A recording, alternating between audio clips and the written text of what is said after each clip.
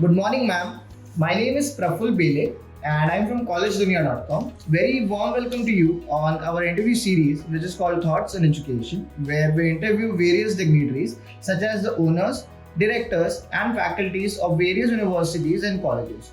Before starting the interview, I would request you to kindly give a brief introduction of yourself and then we'll proceed ahead with the interview. Ma'am. Thank you, Praful. And let me welcome you warmly to DM Harish School of Law, and I thank you for giving us this opportunity. I am Dr Nilima Chandiramani. I embarked on my teaching career in 1971. I started at the school, then went on to junior college, senior colleges, law colleges, and then to the University of Mumbai, where I was the dean. I have presented research papers not only in India but abroad, taken lectures at universities in Japan, France, Italy, and other places. I've authored several law books. I have been connected with the industry like the shipping industry and Reliance industry. I do a lot of training for them. I'm also into social work with NGOs, government organizations like NACIM, National Academy of Customs and Excise. I have been a recognized guide researching institutes, guiding students, and also I've stayed connected with MNLUs, then Symbiosis University, and NMIMS. So, ma'am, that was great to hear about your experience. So, let's go to the first question of this interview series, and that is, what keeps you connected with the education sector, and how has your experience been so far with this institute? Wonderful, a lovely question. Let me quote Maxim Gorky, the great Russian writer of the book Mother during the Russian Revolution. He said, when work is duty, life is slavery. But when work is pleasure, life is joy. So that is my connection with education. I always stay connected because for me, education is my life and it is my joy. Ma'am, being the director of DM Harish School of Law, what is your philosophy of leadership? How do you describe your leadership style? For me, leadership is teamwork. I believe in decentralization and empowering my faculty.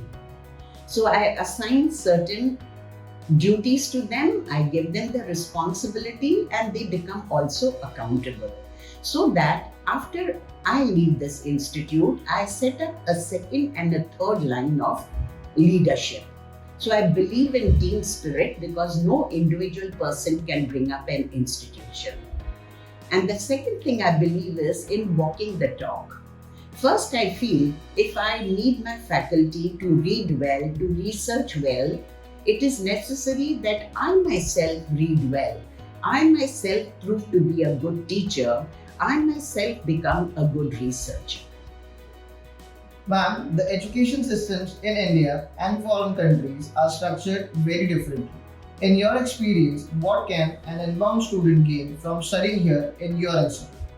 Another wonderful question, Praful. You are very correct that the systems in India and abroad are very different.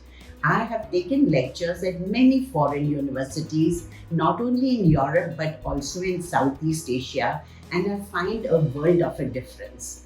In most of these places, education is commercial. It's like a shop. Education is being sold. But in India, education is our life. It's a part of our culture. So a student who comes here, he learns Indian culture. Let me share one thing with you. When I was at KC Law College, I had a German scholar from Berlin University. He wanted to study the trademark law and make a comparison between the German law and the Indian law. Of course, he learnt a lot about the Indian trademark law, but in the process of that 1 year which he stayed with us, he was so impressed with the Indian culture, and he told me the best thing to do is to get education in India. So this is what I can give to an inbound student here.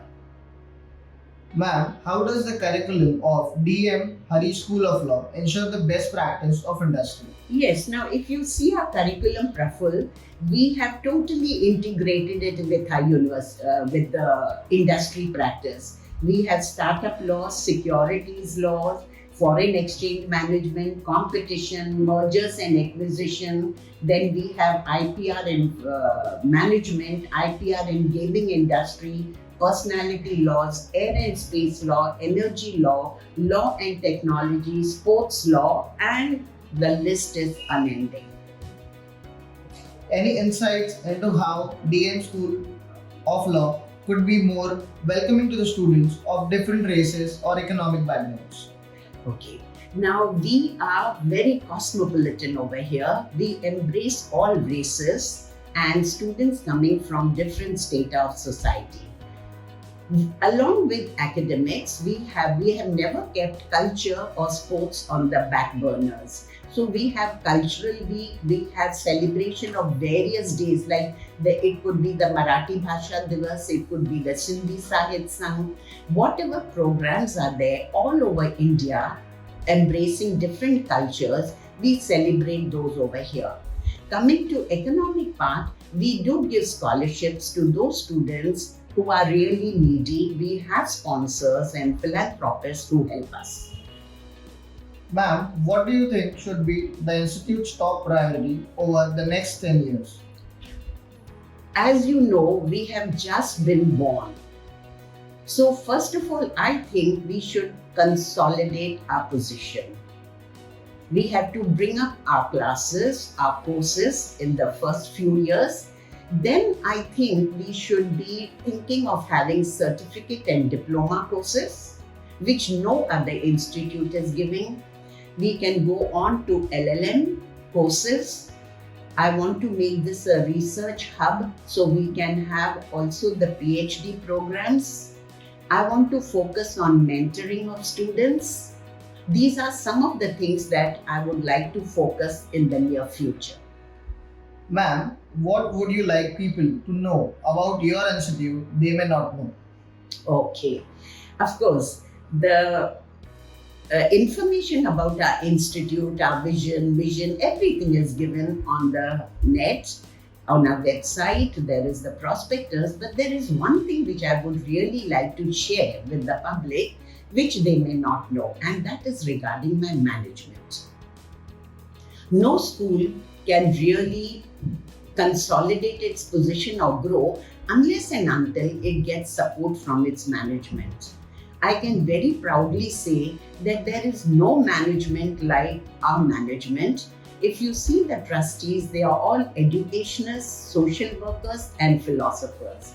They have always supported and promoted us, and there is no capitation fee like what is done in other institutes. Whatever is the fee, that is the one on record, never a penny is asked. So, ma'am, any suggestions you would like to give to the current youth and the aspiring students? Yes, I would like to say two things over here. I would like to now again quote Lord Edward Coke, the greatest jurist of the Jacobean and the Elizabethan era. He has said, there is no jewel in the world as precious as learning. And there is no learning as comparable to the learning of law. So my first message to the students would be that learning of law is the most precious jewel. Second thing, if you feel motivated, don't take law because your parents tell you. Come to us by choice and not by chance. And then only we can chisel the fine lawyer which is inherent in you. Ma'am, it has been a pleasure talking and interacting with you today and listening to your views. I thank you on behalf of the College Dunia team and we wish you a good luck for your future endeavors. Thank you, ma'am. Thank you so much, Praful. That pleasure was very mutual. I enjoyed and I hope we will have long-term association with you. Thank you. Thank you. Have a good day.